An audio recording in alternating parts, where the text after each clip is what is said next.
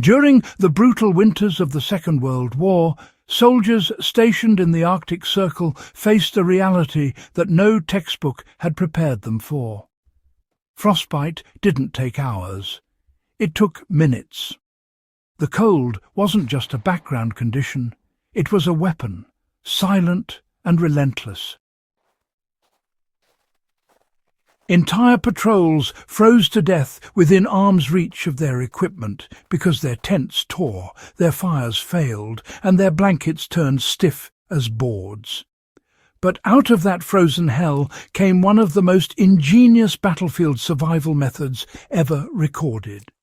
A shelter technique that defied the cold itself. Known informally among troops as the snow coffin, it became a life-saving adaptation that later inspired modern cold-weather survival strategies. This was not a fancy pre-issued structure. It was a last resort innovation, a way to turn snow from enemy to ally. And it worked so well that post-war researchers later found soldiers in the field had body temperatures nearly normal after hours buried in -30 conditions. This simple field trick outperformed even the heaviest issue blankets or canvas tents. The concept was born on the Scandinavian front, where both Allied and Axis troops endured conditions most armies never trained for. Snow, which seemed the greatest threat, became the only material they could rely on. Soldiers realized that if you dug deep enough, snow acted not as a freezer, but as an insulator. Below the surface, the temperature stabilized around 0 degrees Celsius, far warmer than the deadly winds outside. To create what they called a snow coffin, soldiers dug a trench about the length of a man's body, typically 6 feet long, 2 feet wide, and 2 feet deep. They packed the walls smooth, laid down spare clothing or spruce branches if available, and pulled a section of their canvas tent or a waxed ground sheet over the top. Inside, they lit a small candle or whale oil lamp.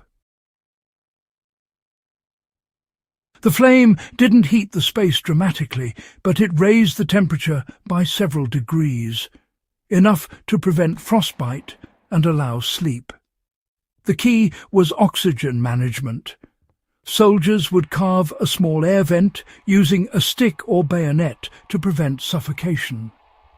The combination of the snow's insulation, body heat, and a single lamp created a microclimate that could mean the difference between freezing to death and surviving until morning. Some units even learned to line the interior with a layer of grease-treated cloth, creating a vapor barrier to keep moisture off their bodies. In the Arctic campaigns, especially in Norway and Finland, whale oil became, well, a quiet hero. Soldiers used it in lamps that burned low and steady for hours on end. The warmth from one small flame, when combined with the insulating power of snow and the reflective inner walls of a wax tarp, created an environment several degrees warmer than the air outside. Canvas tunnel shelters were also built to connect multiple snow coffins, turning a patrol camp into a low-profile structure, really invisible from above. The fabric was coated with wax, grease, or even animal fat, materials scavenged from rations or repair kits, to repel melting snow. These underground or semi-buried shelters were not only warmer but also windproof and camouflaged, making them ideal for covert operations. Modern survivalists, have recreated this technique using things like mylar blankets, waterproof tarps, and even plastic sheeting. But honestly, the physics remain identical. Snow acts as a thermal insulator, trapping body heat while blocking those convection losses from the wind.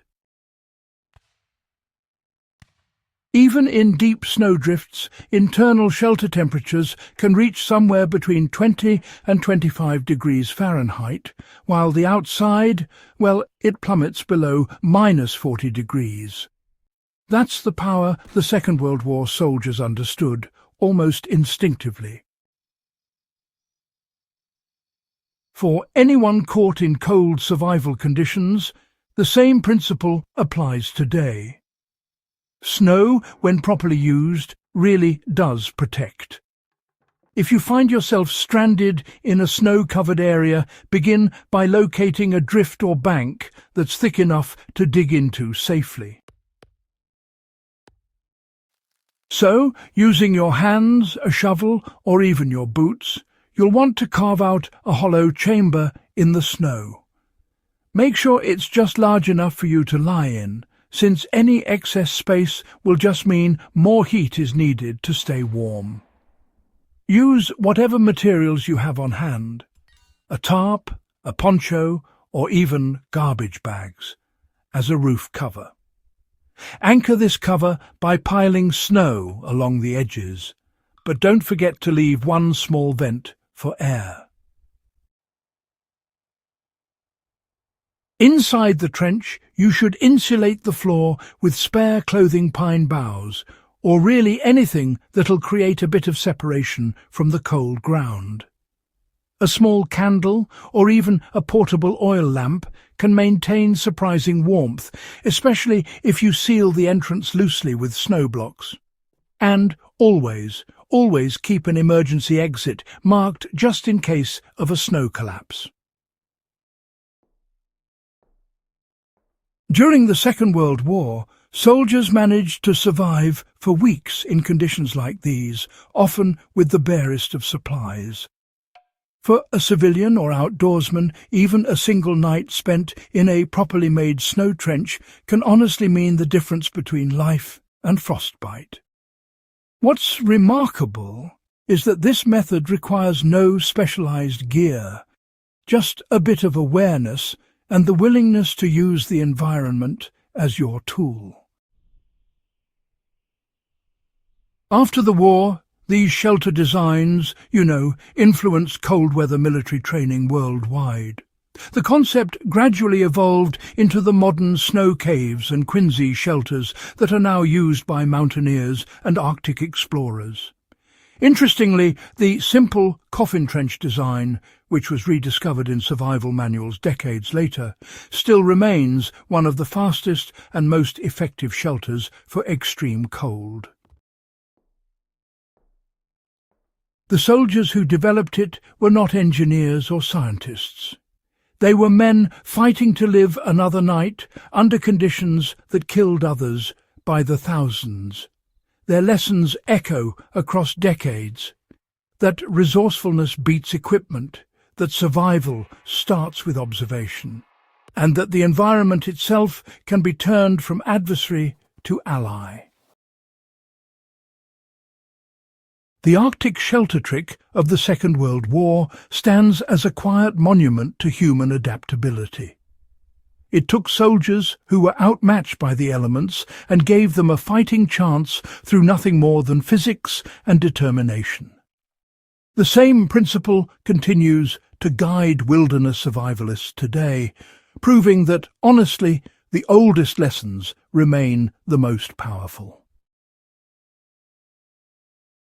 For those studying wartime ingenuity or preparing for emergencies, this forgotten method serves as a blueprint for endurance under pressure. It's a reminder that true survival begins not with what you carry, but with what you know. If you value stories of forgotten innovation and the hidden science of survival, make sure to subscribe to Relic Logic and share this with others who respect the grit and wisdom of those who came before us. The ingenuity of the past still has much to teach the world of today.